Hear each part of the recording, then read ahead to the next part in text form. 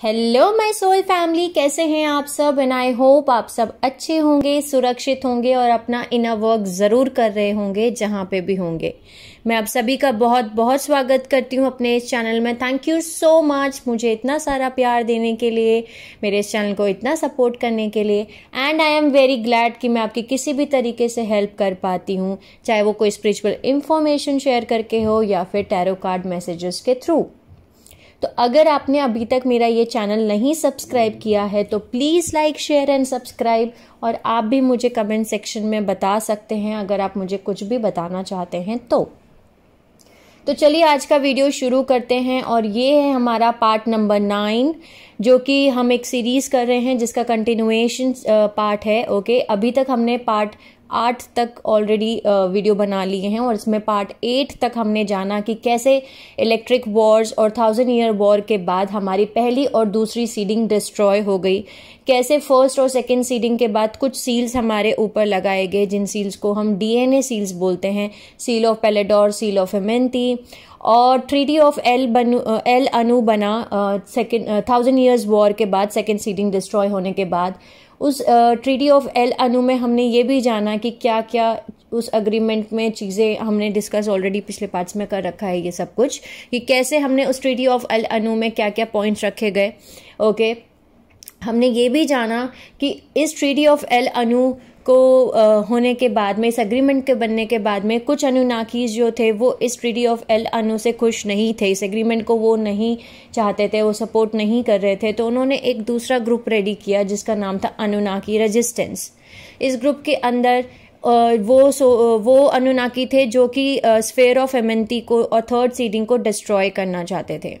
Okay, हमने ये भी जाना कि कैसे बहुत सारी प्रिकॉशंस रखे गए थर्ड सीडिंग को करने से पहले। ओके, और स्फेयर ऑफ एमेंती को बचाने के लिए, थर्ड सीडिंग को बचाने के लिए बहुत सारे सेफ्टी मेजर्स रखे गए।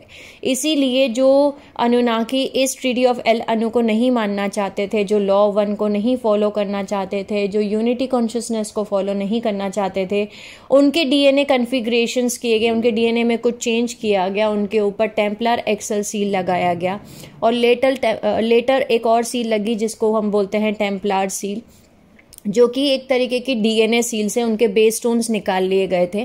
तो ये सब कुछ हमने जाना पिछले पार्ट में, पार्ट 8 तक। अगर आपने वो पार्ट नहीं देखे हैं तो प्लीज़ जाइए और उन पार्ट्स को पहले देखिए। ओके, तभी आप समझ पाएंगे कि मैं क्या बोल रही हूँ। इस सीरीज़ को आपको सीक्वेंस से देखना बहुत ज़्यादा ज़रूरी है।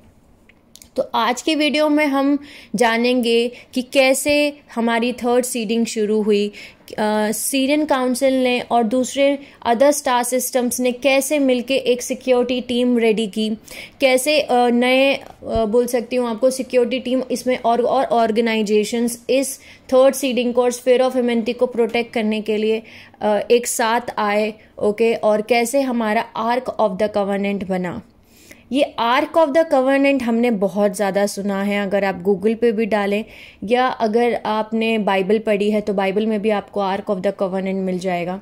हमारे हिस्ट्री बुक्स में भी आर्क ऑफ द कवर्नेंट बहुत ज़्यादा है। और अभी तक हमने ये जाना है गूगल पे या हमारी हिस्ट्री बुक्स के अकॉर्डिंग या हमारी बाइबल के अकॉर्डिंग कि ये आर्क ऑफ द कवर्नेंट एक गोल्ड बॉक्स है, ठीक है, एक सोने का बॉक्स है जिसको हम बस लेना चाहते हैं। और ये क्यों इतना इम्पोर्टेंट है ये भी नहीं पता किसी को भी कि ये एक सोने का बॉक्स है बस। लेकिन ये सब कुछ फॉल्स क्रीड का एक पार्ट है। Basically arc of the covenant कोई गोल्ड बॉक्स नहीं है। Okay, arc of the covenant क्या है वो सब कुछ हम इस वीडियो में जानेंगे। एंड आई होप ये वीडियो आपको हेल्प करे। ओके, तो चलिए शुरू करते हैं आज का वीडियो। और जैसे कि मैंने आपको बताया कि हमारी जो सीरियन काउंसिल है जो कि डायमेंशन 4, 5 और 6 पे हैं फिलहाल, ओके, डेंसिटी यूनिवर्स 2 में, उनको एडमिनिस्ट्रेशन बनाया गया, उनको सिक्योरिटी टीम बनाया गया, इस पूरे ट्यूरिनिज्म एंजेलिक रेस का प्रोजेक्ट का हेड बनाया गया बेसिकली, कि वो इसकी सिक्योरिटी कर रहे हैं, वो इस चीज़ को देख रेख कर रहे हैं, एडमिनिस्ट्रेशन का काम कर रहे हैं। ठीक है, सो उन्होंने क्या किया, उन्होंने देखा कि ऑलरेडी जो है अनुनाकी रेजिस्टेंस ग्रुप बन गया है। हमने भी यहाँ पे अपनी साइड से उनके ऊपर टेम्पलर एक्सल सील लगा दी गई है। ओके, लेकिन हमें इसके अलावा भी और स्टेप्स लेने पड़ेंगे ताकि हम स्फीयर ऑफ एमेंथी को बचा सकें। स्फीयर ऑफ एमेंथी ऑलरेडी इस समय पे डायमेंशन 2 में हमारे अर्थ कोर के अंदर था। ओके, अर्थ कोर के अंदर रखना इस समय पे सेफ्टी नहीं थी स्फीयर ऑफ एमेंथी को वहां रखना। जैसे कि आप सभी जानते हैं कि स्फीयर ऑफ एमेंथी हमारी रेस मॉर्फोजेनेटिक फील्ड है।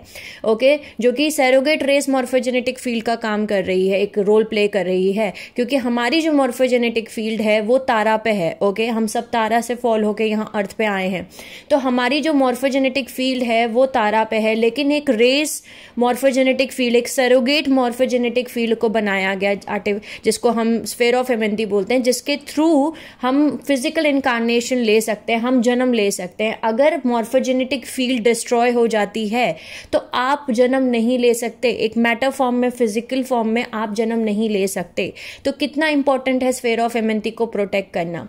और इस समय पे डायमेंशन 2 में हमारे अर्थ कोर में वहां पे हमारी स्फीयर ऑफ एमेंथी थी, और जो कि बहुत ही इजीली एक्सेस कर सकते थे अनुनाकी रेजिस्टेंस ग्रुप। और अगर वो इस चीज को डिस्ट्रॉय कर देते हैं तो हमारी थर्ड सीडिंग भी नहीं हो पाएगी। कोई भी सोल जो है जन्म नहीं ले सकती मैटर फॉर्म में, बॉडी फॉर्म में, और सभी के सभी एक तरीके के डिसएम्बॉडीड कॉन्शियसनेस बन जाएंगे, बिना बॉडी के लॉस्ट सोल्स बन जाएंगे। ओके, सो स्फीयर ऑफ एमेंथी को प्रोटेक्ट करना बहुत ज़्यादा ज़रूरी था। इसलिए जो सीरियन काउंसिल थे उन्होंने बहुत सारे अलग अलग स्टार सिस्टम से, जो हमारे अलग अलग स्टार सिस्टम्स हैं, उन सब से हेल्प मांगी कि हमारी इस चीज़ में हेल्प करें। ओके, और उन्होंने पिटिशन साइन किया, असिस्टेंस मांगी दूसरे न्यूमरस स्टार सिस्टम्स में, जो कि डेंसिटी यूनिवर्स 1 में है, जो कि 1 और 2 और 3 डायमेंशन आता है, और डेंसिटी यूनिवर्स 2 जो कि 4, 5, 6 डायमेंशन आता है, कि वो सिक्योरिटी प्रोवाइड करें इस इंपॉर्टेंट स्फीयर ऑफ एमेंथी के लिए। और इसको भी प्रोटेक्ट करना ज़रूरी था। जैसे मैंने आपको बताया कि ऑलरेडी हमारी थर्ड सीडिंग अब शुरू होने वाली थी, ऑलरेडी हमारी फर्स्ट और सेकेंड सीडिंग डिस्ट्रॉय हो चुकी थी। सो हमें स्फीयर ऑफ एमेंथी को प्रोटेक्ट करना बहुत ज़्यादा ज़रूरी हो गया। और इसको स्फीयर ऑफ एमेंथी को हम सेकेंड डायमेंशन में भी नहीं रख सकते थे, अर्थ कोर के अंदर नहीं रख सकते थे। सो उनको ये कहते हैं ना, मेक श्योर करना था, उनको ये कहते हैं ना सुनिश्चित करना था, ओके, कि स्फीयर ऑफ एमेंथी जो है वो प्रोटेक्टेड है और एक हिडन प्लेस के अंदर है। उनको स्फीयर ऑफ एमेंथी को एक ऐसी जगह पे रखना था जहां पे अनुनाकी रेजिस्टेंस ग्रुप जो है ना पहुंच सके, उसको डिस्ट्रॉय ना कर सके, उसको एक सुरक्षित जगह, एक सीक्रेट जगह, एक सेफ जगह पे छुपाना था। ओके, सो जो आर्केटेरियन सिस्टम है वहाँ से और जो पैलेडियन सिस्टम है वहाँ से जो रेसेस हैं उन्होंने असिस्टेंस प्रोवाइड की, उन्होंने हेल्प प्रोवाइड की। और ये इसलिए बिकॉज बहुत सारी जो ह्यूमन सोल्स हैं वो ऑलरेडी एग्जाइल हैं पैलेडियन स्टार सिस्टम में और आर्केटेरियन कल्चर्स में। जब यहाँ पे हमारे इवोल्यूशन में ट्रबल हो रहा था, वॉर हो रहा था अर्थ पे, तब इन दो स्टार सिस्टम्स में अर्थ की ह्यूमन सोल्स नहीं एंटर कर सकती थी, वहाँ से उनको बैन था। तो वहां पे सेफ, ये दो प्लैनेट सेफ थे बेसिकली, ऐसा बोल सकती हूँ मैं आपको, ये सेफ थे। ठीक है, पहली सीडिंग के दौरान, ओके, फर्स्ट और सेकंड सीडिंग जब हो रही थी उस समय पे जो भी वॉर हो रहे थे, उस समय पे अर्थ से ह्यूमन सोल्स जो थे वो आर्केटेरियन और पैलेडियन स्टार सिस्टम से बैन थे, बिकॉज ऑलरेडी यहाँ पे इतना सब कुछ वॉर चल रहा है। तो वो अपने स्टार सिस्टम्स को नहीं तबाह करना चाहते थे, इसलिए उन्होंने अपने सिस्टम से जो है इन सब चीज़ों को बचाने के लिए वहां पे एक बैन लगाया था। सो बेसिकली आर्केटेरियन स्टार सिस्टम और पैलेडियन स्टार सिस्टम्स ये हमारे फ्रेंड हैं, ओके, ये फ्रेंड्स हैं हमारे, और ये कॉपरेशन इन्होंने दिया, ये उन्होंने हेल्प प्रोवाइड की, और दोनों ने, पैलेडियन स्टार सिस्टम्स ने भी और आर्केटेरियन स्टार सिस्टम्स ने भी। सो आर्केटेरियन स्टार सिस्टम और पैलेडियन स्टार सिस्टम से हमें हेल्प कर रहे हैं, ओके, और एक तरीके से बोल सकते हैं इनका फ्यूचर वर्जन और इनका पास्ट वर्जन दोनों हमारी हेल्प कर रहे हैं, कोऑपरेट कर रहे हैं। ये रेसेस एग्जिस्ट करती हैं दोनों डेंसिटी यूनिवर्स में, डेंसिटी यूनिवर्स 1 जो कि डायमेंशन 1, 2 एंड 3 है, और डेंसिटी यूनिवर्स 2 जो कि डायमेंशन 4, 5 एंड 6 है। क्योंकि आप सभी जानते हैं कि इस समय पे कितने सारे आर्केटेरियन स्टार सीड्स और पैलेडियन स्टार सीड्स इस समय धरती पे प्रेजेंट है। हैं। ओके, सो हम इनका पास्ट वर्जन और इनका फ्यूचर वर्जन, ओके, दोनों हमारी हेल्प कर रहे हैं हमें उस समय पे पास्ट ईयर्स में। ये ऑलरेडी मैं आपको 8,48,800 ईयर्स अगो पहले की बात बता रही हूँ। ओके, सो उस समय पे इन्होंने हमारी हेल्प की थी, वो उनका पास्ट वर्जन था, और हम इनका फ्यूचर वर्जन हैं। कितने सारे स्टार सीड्स हैं जो अभी पैलेडियन स्टार सीड्स हैं, जो आर्किटेरियन स्टार सीड्स हैं, इवन मैं खुद एक पैलेडियन स्टार सीड्स हूँ। तो ये दोनों वर्जन्स इनके हमारी इस पूरे इवोल्यूशन में हेल्प कर रहे हैं। ओके, और अगर आप, ऐसा भी हो सकता है कि आप लोग अगर इन टाइप ऑफ रेसेस की तरफ या इंफॉर्मेशन जो आप रीड करते हैं पैलेडियन स्टार सिस्टम से या आर्किटेरियन स्टार सिस्टम से, उनकी तरफ आप अट्रैक्ट होते हैं, वो आपको ऐसा लगता है कि आप इनको जानते हैं, तो हो सकता है आप भी एक आर्किटेरियन स्टार सीड हो या आप पैलेडियन स्टार सीड हो।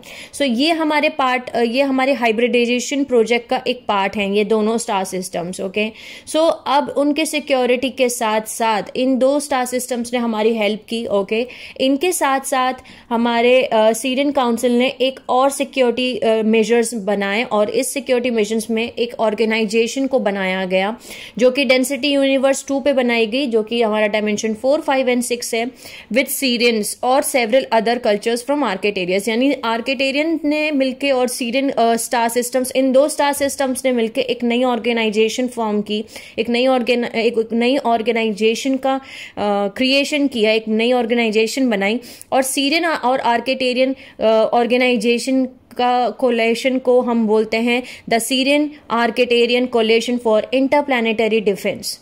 ओके, सो एक ये नई ऑर्गेनाइजेशन बनाई गई, और इसमें सीरियन और आर्किटेरियन जो कोलेशन है वो बेसिकली ये दोनों ने मिलके बनाई, इसलिए उनके नाम पर ये ऑर्गेनाइजेशन बनी, जिसमें कि जो स्फेयर ऑफ एमेंटी है वो कहाँ पे छुपा हुआ है और वो उसको कहाँ छुपाया गया है, और यहाँ के अर्थ ह्यूमंस को भी प्रोटेक्ट किया जाए, और जो स्फेयर ऑफ एमेंटी जिसको हमने छुपा के रखा है उसको भी प्रोटेक्ट किया जाए, और अगर कभी ज़रूरत पड़ती है आगे तो ये ऑर्गेनाइजेशन जो है तुरंत उस समय पे एक्टिव होगी और वो हमारी मदद करेगी। इस ऑर्गेनाइजेशन ने लेटर एक larger higher level of organisation को इनविटेशन भेजा कि वो उनको ज्वाइन करे, एक नए ग्रुप को, और वो ग्रुप था इंटरडायमेंशनल गार्जियन ग्रुप। ठीक है, जिसका नाम है इंटरडायमेंशनल एसोसिएशन ऑफ फ्री वर्ल्ड्स, जो कि IAFW है, जो ऑलरेडी सिक्योरिटी टीम का रोल प्ले करती है इन हायर डायमेंशंस, जो सारी स्टारगेट्स को प्रोटेक्ट करती हैं। ये एक हायर डायमेंशनल बोल सकती हूँ मैं आपको, एक तरीके की ऑर्गेनाइजेशन, एक ग्रुप है जो कि इनसे भी हायर लेवल पे हैं। ओके, ये इनसे भी पुरानी ग्रुप है, ये सबसे बड़ी largest unified collective of guardian angelic nations हैं। इस interdimensional association of free worlds के अंदर IAFW के अंदर बहुत large number of guardian angelic nations मिलके काम कर रहे हैं। ओके, सो ये एक तरीके की सर्विस ऑर्गेनाइजेशन है जो कि जिसको कि बनाया गया है, असेंबल किया गया है बाय ऋषिज और फाउंडर रेसेस 250 बिलियन ईयर्स पहले। ओके, सो ये एक तरीके का ऐसा समझिए कि एक हाई लेवल ऑर्गेनाइजेशन है कि जो कि डेंसिटी यूनिवर्स 4 और 5 पे एग्जिस्ट करती है, यानी कि डायमेंशन 13, 14 एंड 15 और डायमेंशन 10, 11 एंड 12 पर वहां पे एक तरीके के और एक होल फॉलन एंजेलिक रेसेस भी हैं। सो एक तरीके का एक आपको जैसे सभी को पता है ये एक स्पिरिचुअल वॉर है या एक एक्स्ट्रा टेरेस्ट्रियल वॉर है। सो बिसाइड इनसिक्योरिटीज के अलावा एक और ऑर्गेनाइजेशन बनी, अभी तक आपको पता चल गया 2 ऑर्गेनाइजेशंस इस स्फेयर ऑफ एमेंटी को प्रोटेक्ट करने के लिए और थर्ड सीडिंग को प्रोटेक्ट करने के लिए बनाई गई। पहली बनाई गई Sirian Arcturian coalition, okay, for interplanetary defense. दूसरी इसमें ऐड हुई, इसमें इस मिशन में इन्होंने भी अपना हेल्प प्रोवाइड किया, ये भी इस मिशन में हेल्प हुई। इन्होंने जो इनविटेशन इनको भेजा गया था कि हमारी सिक्योरिटी, इस स्फेयर ऑफ एमेंटी को सिक्योरिटी प्रोवाइड करने में हमारी हेल्प करें, थर्ड सीडिंग को करने के लिए हमारी सिक्योरिटी में हेल्प करें, जो थी इंटरडायमेंशनल एसोसिएशन ऑफ फ्री वर्ल्ड्स। ये दोनों एसोसिएशन बनी। एक और एसोसिएशन बनाई गई एंड्रोमेडा गैलेक्सी के अंदर, जिसका ऑर्गेनाइजेशन का नाम था association of planets in Andromeda.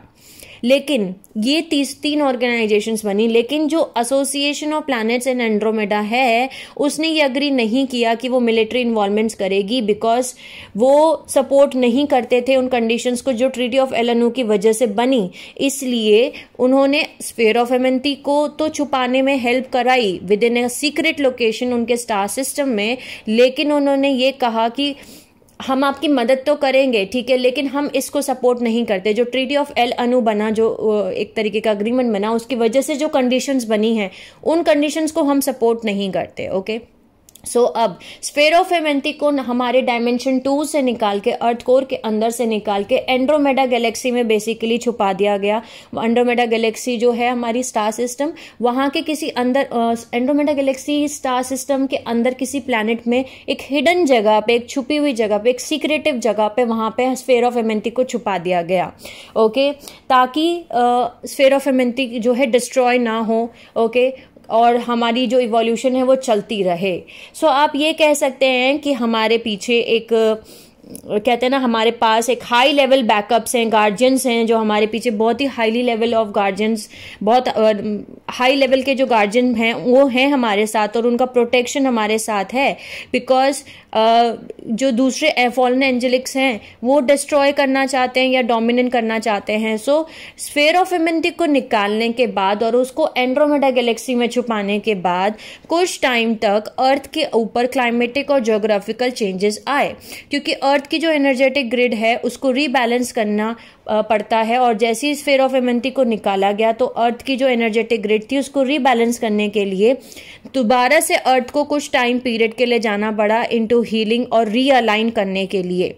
Okay, सो अब यहाँ पे अर्थ जो है अपने हीलिंग प्रोसेस से गुजर रही है और एनर्जेटिक रीबैलेंस सिस्टम से गुजर रही है। सो गार्जियन ऑर्गेनाइजेशंस ने सोचा कि जो हमारी थर्ड सीडिंग है ह्यूमन लिनिएज की वो ऑर्केस्ट्रेट तो करनी है, लेकिन जो अर्थ की प्लानिटरी एनवायरनमेंट है उसको रीबैलेंस करना है।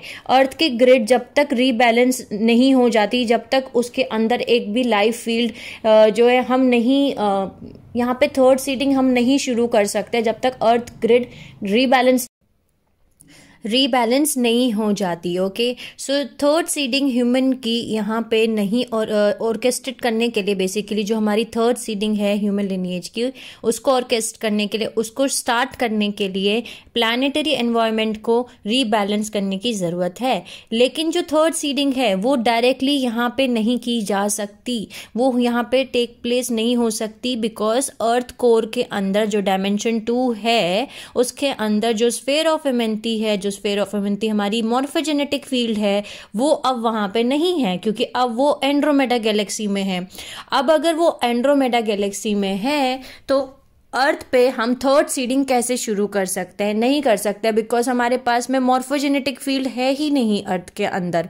अर्थ के कोर के अंदर डायमेंशन 2 के अंदर मॉर्फोजेनेटिक फील्ड नहीं है, बिकॉज स्फीयर ऑफ एमेंथी को निकाल के डायमेंशन 2 में से एंड्रोमेडा गैलेक्सी में छुपा दिया गया। तो बिना मॉर्फोजेनेटिक फील्ड के थर्ड सीडिंग कैसे स्टार्ट की जाए? ओके, सो जैसे कि सेकेंड सीडिंग में हमने जाना कि सेकेंड सीडिंग के टाइम पे third I of harrows portal को यूज़ किया गया था, जिससे कि सेकेंड सीडिंग जो है वो स्टार्ट की गई थी। अब उस पोर्टल को भी हम यूज़ नहीं कर सकते, उसको third seeding third I of harrows जो पोर्टल है उसको हम हॉल ऑफ अमोरा बोलते हैं। सेकेंड सीडिंग में उसका नाम रखा गया था हॉल ऑफ अमोरा, और इसी पोर्टल का नाम चेंज करके थर्ड आई ऑफ हॉरस बना। जब थर्ड सीडिंग हमारी अभी जब स्टार्ट होगी तब यही पोर्टल लेटर बाद में जाकर के थर्ड आई ऑफ हॉरस बना। ओके, सो जो third I of harrows portal था उस जिसको कि यूज़ किया गया था सेकेंड सीडिंग के टाइम पे, उसी के थ्रू जो है हमारी सेकेंड सीडिंग की गई थी, वो पोर्टल को भी यूज़ नहीं कर सकते थे, बिकॉज उसका कनेक्शन भी स्फीयर ऑफ एमेंथी के साथ में ख़त्म हो गया था। बिकॉज पहले स्फीयर ऑफ एमेंथी जो थी हमारी डायमेंशन 2 के अंदर थी, तो उनके दोनों के बीच में एक तरीके का एक लिंक रेडी किया गया था, जैसे कि मैंने अपने पिछले वीडियोज़ में बताया कि कैसे एक नया पोर्टल क्रिएट किया गया। ओके, और इस तरीके से सेकेंड सीडिंग हमारी स्टार्ट हुई। लेकिन अब स्फीयर ऑफ एमेंथी जब सेकेंड डायमेंशन में नहीं है, हमारे अर्थ कोर के अंदर नहीं है, उसको निकाल के एंड्रोमेडा गैलेक्सी में भेज दिया, तो वो जो लिंक बनाया गया था इन दोनों के बीच में, स्फीयर ऑफ एमेंथी और हॉल ऑफ एमोरा या फिर थर्ड आई ऑफ हॉरस, इन दोनों के बीच में जो लिंक बनाया गया था वो लिंक भी खत्म हो गया, सबवर्ड हो गया, कट गया। ओके, सो अब क्या करें? अब उन्होंने गार्जियन रेसिस ने सोचा कि अब एक नया पोर्टल ब्रिज की हमें ज़रूरत है, एक नया पोर्टल ब्रिज बनाना होगा बिटवीन एंड्रोमेडा गैलेक्सी और अर्थ, ताकि हम थर्ड सीडिंग को स्टार्ट कर सकें। ठीक है, third I of harrows portal bridge को एक ओपन पैसेज रखा गया बिटवीन अर्थ और साइरस बी, जो कि फ्रिक्वेंटली कथारियंस जो थे साइरस बी के, वो यूज करते थे इस पोर्टल को विजिट करने के लिए ड्यूरिंग थर्ड सीडिंग। बट ये स्फीयर ऑफ एमेंथी से कनेक्टेड नहीं रह सकता था, ना ही ये कनेक्टेड रहा, तो ये असेंशन के लिए भी यूज नहीं किया जा सकता था तारा के लिए। ओके, सो अब हमारे गार्जियन रेसिस ने सोचा कि अब चलो एक आउट ऑफ द बॉक्स जा करके कुछ सोचते हैं। ओके, बिकॉज हमें एक नए पोर्टल ब्रिज को बनाना होगा।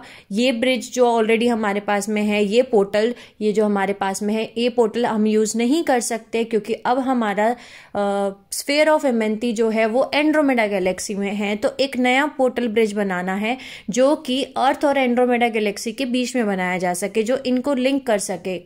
ओके, सो उस टाइम पे एक पोर्टल ब्रिज बनाया गया स्फीयर ऑफ एमेंथी के जो कि एंड्रोमेडा गैलेक्सी में है, उसके और अर्थ के डायमेंशन 2 के बीच में। ओके, इन दोनों के बीच में एक नया पोर्टल ब्रिज बनाया गया, जो कि गार्जियन ऑर्गेनाइजेशंस ने बनाया 8,40,000 ईयर्स पहले। और इस इंटरगैलेक्टिक ब्रिज को बोला जाता है arch of the covenant of the Palador, जिसको लेटर बताया गया, जिसका नाम बाद में जाकर के बना arc of the covenant. Okay, so arc of the covenant जो है बेसिकली एक इंटरगैलेक्टिक ब्रिज है बिटवीन स्फीयर ऑफ एमेंथी जो कि एंड्रोमेडा गैलेक्सी में है और अर्थ डायमेंशन 2 कोर के बीच में। इन दोनों के बीच में एक इंटरगैलेक्टिक पोर्टल बनाया गया जो कि आर्क ऑफ द कवर्नेंट है। अब आपको समझ में आया होगा आई थिंक कि आर्क ऑफ द कवर्नेंट क्या है। आर्क ऑफ द कवर्नेंट एक इंटरगैलेक्टिक ब्रिज है जो इन दोनों के बीच में बनाया गया। और आर्क ऑफ द कवर्नेंट को यूज करके जो रे सोल्स थी स्फीयर ऑफ एमेंथी की, वो वापस से रीसीड की गई अर्थ पे, हमारी थर्ड सीडिंग स्टार्ट की गई आर्क ऑफ द कवर्नेंट को यूज करके। सो सोल्स जो थी वो स्फीयर ऑफ एमेंथी से पास हो करके आर्क में एज जाती थी एज प्योर कॉन्शियसनेस, उसके बाद वो मर्ज होती थी अर्थ की मॉर्फोजेनेटिक फील्ड से जो कि डायमेंशन 2 में थी, फिर वो बर्थ करती थी, जन्म लेती थी into physical manifestation. Okay, arc का मतलब होता है bridge. Okay, arc of the covenant का मतलब है bridge. Arch means bridge. Okay, ARC means bridge. So एक तरीके का ये एक ब्रिज का काम किया इसने, जो कि स्फीयर ऑफ एमेंथी और अर्थ के डायमेंशन 2 के बीच में, जो कि अर्थ का कोर है, इन दोनों के बीच में एक ब्रिज बना। इस ब्रिज को नाम दिया गया आर्क ऑफ द कवर्नेंट, एक तरीके का इंटरगैलेक्टिक ब्रिज। ओके, सो अब एक 5th डायमेंशनल सील इसके ऊपर लगाई गई, जो कि आर्क ऑफ द कवर्नेंट के ऊपर लगाई गई, बिकॉज आप एक पोर्टल बना रहे हो। ओके, एक इंटरगैलेक्टिक एक ब्रिज बना रहे हो बेसिकली, जिससे कि आप सोल्स को जन्म दे सकते, थर्ड सीडिंग को स्टार्ट कर सकते हो, आप रेसेस को वापस से यहाँ पे सीड कर सकते हो। लेकिन हमें सेफ्टी मेजर्स भी देखने हैं, बिकॉज अनुनाकी रेजिस्टेंस भी हैं, वो इस पोर्टल का यूज करके, इस ब्रिज का यूज करके वापस से स्फीयर ऑफ एमेंथी के पास पहुंच सकते हैं, वो ढूंढ सकते हैं कि कहाँ है स्फीयर ऑफ एमेंथी। सो उन प्रिकॉशंस को याद रख करके जब आर्क ऑफ कवर्नेंट को डिजाइन किया जा रहा था, उसको बनाया जा रहा था, जो हमारे गार्जियन रेसिस जब उसको बना रहे थे, तो उन्होंने इसके ऊपर एक 5th डायमेंशनल सील लगाई गई। ओके, उन्होंने एक 5th डायमेंशनल सिक्योरिटी सील लगाई, जिसका मतलब ये है कि ये पोर्टल, ये इंटरगैलेक्टिक ब्रिज जो था वो ऑपरेट कर रहा था एज 1 वे डोर, यानी कि एक 1 वे डोर का काम किया इस ब्रिज ने, आर्क ऑफ द कवर्नेंट ने। इसका मतलब क्या है? इसका मतलब ये है कि सोल्स जो हैं, थर्ड रेस, जो थर्ड सीडिंग की जो सोल्स हैं, जो रेसेस की जो सीड हो रही हैं, जो जन्म ले रही हैं अर्थ पे, वो सोल्स इस पैसेज के थ्रू, इस ब्रिज के थ्रू जन्म तो ले सकती हैं, लेकिन वो वापस स्फीयर ऑफ एमेंथी मॉर्फोजेनेटिक फील्ड में नहीं जा सकती असेंशन के लिए, जब तक उनके पास 5th डायमेंशनल कोडिंग ना हो उनके डीएनए जीन कोड के अंदर। जिनके अंदर जीन कोड के अंदर, जिनके डीएनए के अंदर 5th स्ट्रैंड डीएनए इम्प्रिंट है और उन्होंने एक्टिवेट कर लिया अपना 5th स्ट्रैंड डीएनए, तब वो इस arc of the covenant bridge को यूज करके वापस असेंशन में जा सकती हैं तारा पे। लेकिन जिनके अंदर 5th strand of DNA activate नहीं है, जिनके पास 5th डायमेंशनल स्ट्रैंड एक्टिवेट नहीं है, जिनके पास इम्प्रिंट नहीं है, वो इस इंटरगैलेक्टिक ब्रिज को यूज नहीं कर सकती, वो असेंशन में नहीं जा सकती तारा पे। ओके, इस जेनेटिक टिकट टू फ्रीडम को नाम दिया गया शील्ड ऑफ द आर्क, यानी कि जो इनकारनेट्स जो जन्म ले रहे हैं, जिनके अंदर ये 5th डायमेंशनल शील्ड है उनके जीन कोड में, वो seal of the arc of the covenant में पास कर सकते हैं और वो वापस स्फीयर ऑफ एमेंथी के थ्रू असेंड कर जाएंगे तारा पे। अब जैसे कि आपको पता है कि रेस 3, 4 एंड 5, ओके, इनके पास 5th dimensional 5th DNA strand उनके जेनेटिक इम्प्रिंट में है ही नहीं। Okay, Lemurian root race, okay, Atlantean root race, okay, और उसके बाद में आर्यन रूट रेस, इनके हमारे पास में ये 5th डायमेंशनल इम्प्रिंट है ही नहीं। ओके, जैसे कि आप देख सकते हैं अभी कि लेमोरियन जो थे वो 2nd स्ट्रैंड डीएनए को असेंबल कर रहे थे, ठीक है, एटलांटिन जो थे वो 3rd स्ट्रैंड डीएनए को असेंबल कर रहे थे। अब हम आर्यन रूट रेस है, हम 4th स्ट्रैंड डीएनए को ठीक कर रहे हैं, तो हमारे पास 5th स्ट्रैंड डीएनए का इम्प्रिंट है ही नहीं। ओके, तो हम कैसे वापस जाएंगे? ओके, तो ये रेसेस जो थी वो जिनके अंदर 5th strand DNA genetic imprint है ही नहीं जिनके अंदर, वो वापस जा ही नहीं सकते आर्क ऑफ द कवर्नेंट को एज इवन कॉन्शियसनेस भी, अनलेस अगर उनके सील ऑफ पेलेडोर और सील ऑफ एमेंथी रिलीज हो जाते हैं तब वो जा सकती हैं। लेकिन अगर उनके अंदर सील ऑफ पेलेडोर लगा है, सील ऑफ एमेंथी लगा हुआ है, तो ये नहीं जा सकती। ओके, बिकॉज जो सील ऑफ एमेंथी है वो अगर रिलीज हो जाती है तब ये रेसेस जो हैं वो अपने एंटी पार्टिकल्स के साथ में मर्ज कर सकती हैं और वो अपना 5th स्ट्रैंड डीएनए पिकअप कर पाएंगी। बट फर्स्ट उनको 4th डायमेंशनल सील ऑफ पेलेडोर को रिलीज करना होगा। सो इवोल्यूशन जो था इन रेसेस का, जो 3rd to 5 सीडिंग थी, 3rd सीडिंग की, उनके लिए बहुत ज्यादा टाइम था, तब तक वो री एंटर नहीं कर सकती थी एमेंथी मॉर्फोजेनेटिक फील्ड से, जब तक वो इवॉल्व नहीं कर जाती 4th डायमेंशनल एस्ट्रल प्लेन में बिटवीन इनकार्नेशंस, और उनकी वो आइडेंटिटी जो फ्रेगमेंट हो रखी है, जिसकी वजह जो आइडेंटिटी फ्रेगमेंट क्रिएट हो रही है बिकॉज ऑफ सील ऑफ पेलेडोर, तब तक वो आर्क ऑफ द कवर्नेंट में नहीं जा सकती। जब तक आर्क ऑफ द कवर्नेंट खुल नहीं जाता, 5th dimensional seal arc of the covenant में से रिलीज नहीं हो जाती। ओके, फिर 6th रेस जो थी मुवेरियन और मेल्चिसडिक क्लोइस्टर रेस, इनके पास 5th स्ट्रैंड डीएनए इम्प्रिंट था, इनके पास 5th स्ट्रैंड डीएनए एक्टिवेशन करने की चाबी थी। सो उनके पास चाबी थी असेंशन की, बिकॉज उनका 5th स्ट्रैंड डीएनए इंक्लूड था उनके जीन कोड में। सो 6th रेस जो कि अभी बॉर्न होगी shield of the arc of the covenant उनके जीन कोड से, ठीक है, और जो अनुनाकी ह्यूमन हाइब्रिड्स थे, अनु जो कि सीड किए जा रहे थे मेल्चिसडिक क्लोइस्टर रेस के थ्रू, जो अनु मेल्चिसडिक्स थे, उनके अंदर भी shield of the arc of the covenant आएगा। सो जिनके अंदर शील्ड ऑफ द आर्क आएगा वो अर्थ गार्जियंस बने आर्क ऑफ द कवर्नेंट के और स्फीयर ऑफ द कवर्नेंट के। ओके, अब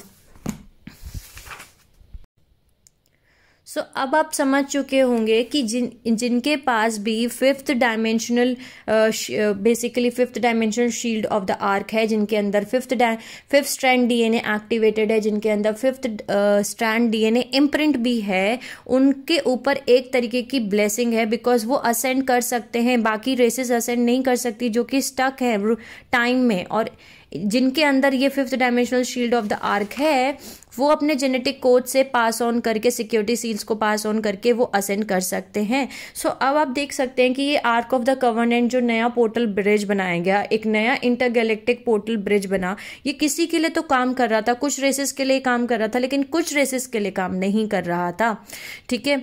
सो Lemurian root race, Atlantean root race और आर्यन रूट रेस, इन रेसेस के लिए ये आर्क ऑफ द कवर्नेंट जो है ये काम नहीं कर रहा था, वो असेंड नहीं हो सकते थे प्लैनेट तारा पे, ठीक है। बिकॉज जो नया नेक्स्ट रूट रेस आने वाली है हमारी, जो 5th चक्र के साथ पैदा होगी, एक्टिवेशंस के साथ पैदा होगी, जो कि 5th डायमेंशनल है, वो हमारे फ्यूचर में है। वेरिएंट्स अभी तक पैदा होना शुरू भी नहीं हुए हैं, ओके। सो वो हमारे बाद आने वाले हैं। सो अटलांटिन जा चुके हैं और अब हम उनके बाद हैं, और आने वाली जनरेशन जो है वो रूट रेस जो है, जनरेशन नहीं, रूट रेस जो है वो मोवेरियन है, वो 5th स्ट्रैंड डीएनए सील के साथ पैदा होगी। सो वो वापस जा सकते हैं आर्क ऑफ द कवर्नेंट को। सो ये हमारे असेंशन प्रोसेस को बेसिकली अफेक्ट कर रहा था, बिकॉज जिनके अंदर जिनकी कॉन्शियसनेस में वो सील ऑफ पेलेडोर लगे हुए हैं, सील ऑफ एमेंथी लगी हुई हैं, और वो रिलीज ना हो जाए तब तक जो है ये इस कहते हैं ना आर्क ऑफ द कवर्नेंट को यूज नहीं कर सकते। अब हमने ऑलरेडी बात की थी 2 डीएनए सील्स के हमारे प्रीवियस पार्ट्स में। सो अब आप जहाँ सभी अभी हम सब एक कंक्लूजन पे पहुंचते हैं कि इस समय तक हमें ये पता चल गया कि हमारे पास 3 डीएनए सील्स लग गई हैं रेसेस के ऊपर, जो कि हमारी फाउंडर रेसेस नहीं लगाई, सीरियन काउंसिल्स नहीं लगाई, as a consequence of war, जो कि वॉर हुए, electric wars, 1000 year wars, as the consequence of Anunnaki resistance, as the consequence of sphere of Amenti protection. ये 3 सील्स हमारे लग गई, जो कि हमारे डीएनए को अफेक्ट कर रही हैं, जो कि हमारे असेंशन को अफेक्ट कर रही हैं, जिसमें से पहली है सील ऑफ एमेंथी, दूसरी है सील ऑफ पेलेडोर, तीसरी है आर्क सील, जिसको हम शील्ड ऑफ द आर्क बोलते हैं। सो हमें अपने 5th चक्र तक हमें एक्टिवेशंस करने हैं, असेंड करना है।